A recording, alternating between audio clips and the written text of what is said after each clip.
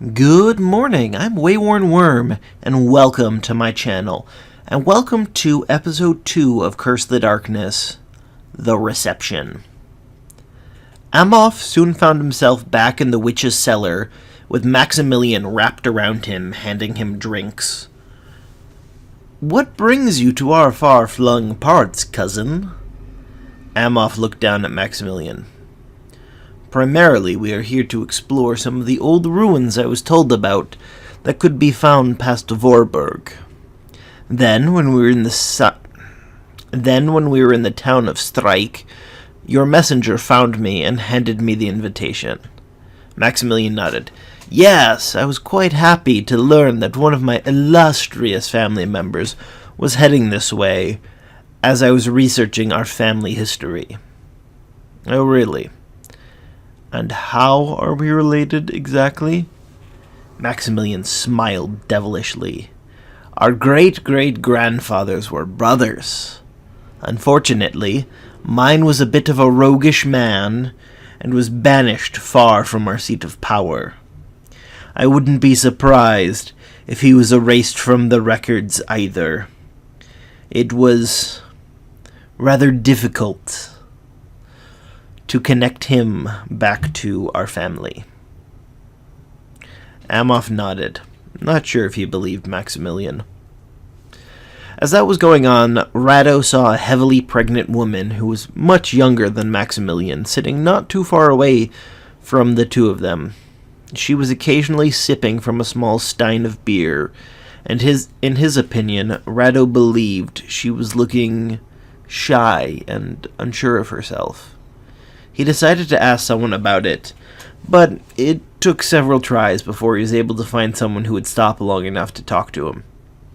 "Who's that?" he asked someone who was finally willing to listen. The man, Agald, looked over and pointed with his head over at the woman. "Who, those two? That is Helena Refke, well, Helena Steiger now, I suppose, and her father, Franz Rafke. He's a prominent boat chandler. You know, the guys who supply rope and equipment in stores? This marriage is part of a business deal between Franz and Maximilian. They both want a male child to inherit the business." Checking to see that Maximilian and Amoff were still busy, Rado slowly moved over to Franz. "Hello, Mr. Rafke. I am Rado Boutel. Can I trouble you for a minute?" Franz looked at him closely. "Aren't you the one who almost found my daughter during the bride hunt?" Rado beamed. Yes, I am. I was quite close before I was beaten." "By all means, then, I can spare a minute for you." Rado began slowly. "I'm not sure how to say this. I fear I will be imposing, but I have some serious news about Lutz Wasserträger. Before I started the hunt for your daughter, my companion Amoff von Grimmel, over there," he stopped to point Amoff out, "was approached by Lutz, who offered to sell him information about where your daughter was hidden. Now, Amoff refused, partially because the price was ridiculous, and partially because he had no interest in the hunt. Then, not too long ago, I bumped into him, and he was starting to get into his drinks. Lutz was talking about how you aren't man enough to have a son, and..." He trailed off for a second, looking down at Helena, before lowering his voice considerably and moving closer to Franz.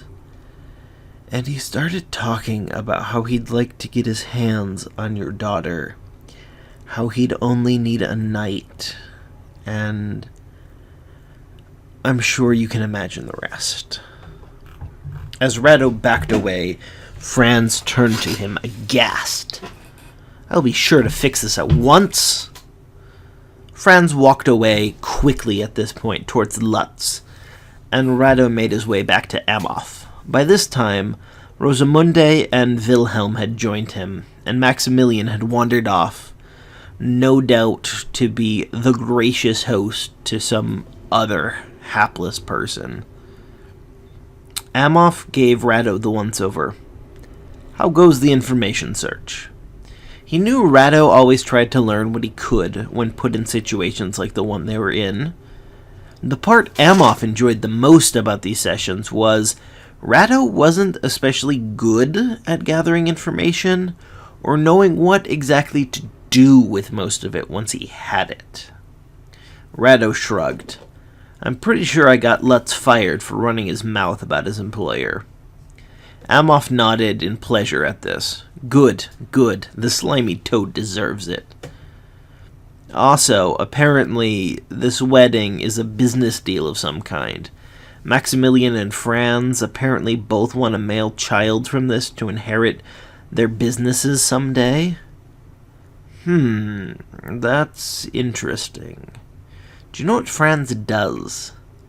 Yeah, he's a boat chandler.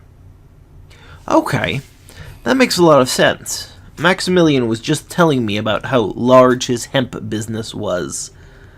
A man who sells rope would love to get his hands on a good supply of hemp. Also, them wanting to make a male heir explains the timing of this wedding. Rosamunde nodded solemnly at that last bit. Yes, it does. It is not uncommon around here for weddings to wait until the bride-to-be is pregnant. It ensures that the marriage will be fruitful. If this is mostly for the creation of an heir, they would want to wait for as long as possible to ensure that she would not miscarry or have some other mishap. I would not be surprised to learn that she is far enough along that the baby would have a fair chance of living if she gave birth at this very moment. Suddenly, Amoff held his hand up for a moment. Shh! He was listening to something, and Rado became vaguely aware of an argument going on somewhere in the tavern. Amoff pointed to Franz and Maximilian as they retreated out of the main room of the tavern. Wilhelm, can you go follow them? They're apparently arguing about a missing bride token. Wilhelm nodded silently and slipped away. He made his way through the crowd and eventually into the hallway that Maximilian and Franz had gone down, and he was able to stop just outside the mostly shut door to the room the two men had gone into. Where's it gone to, Maximilian? Where are the wagons with the hemp? No. Just listen. I could have given that girl to any respectable businessman in town, and there are plenty of them. But you, Maximilian, you promised me the best prospects. Even all of my friends warned me to not deal with an uppity peasant like Maximilian Steiger. Maximilian tried to say something then, but Franz cut him off before he could get even a syllable out. No! You are not to be trusted. I will sew the shirt off of your back, my daughter will divorce you, and your child will grow up in an orphanage where no one will be able to find it if you do not get the bride token back to me in a 10-day. Don't worry, Franz. The bride token will be yours. Just give me some time. I don't know what happened to it, but don't spoil your daughter's happy day. Franz scoffed at the mention of the happy day, and Wilhelm was fairly sure that Maximilian didn't give a rat's ass about Helena, but he probably wanted to seem, if not like the good guy, at least the proper deferential husband. He quietly walked back to the group and let them know what was going on. Just as they were finishing processing the information, Franz and Maximilian came back into the main room and marched right up to them. Maximilian pointed at Rosamunde. You there, monk! Is a marriage valid without the delivery of the promised bride token? Rosamunda scratched the scars on her face and thought for a few minutes.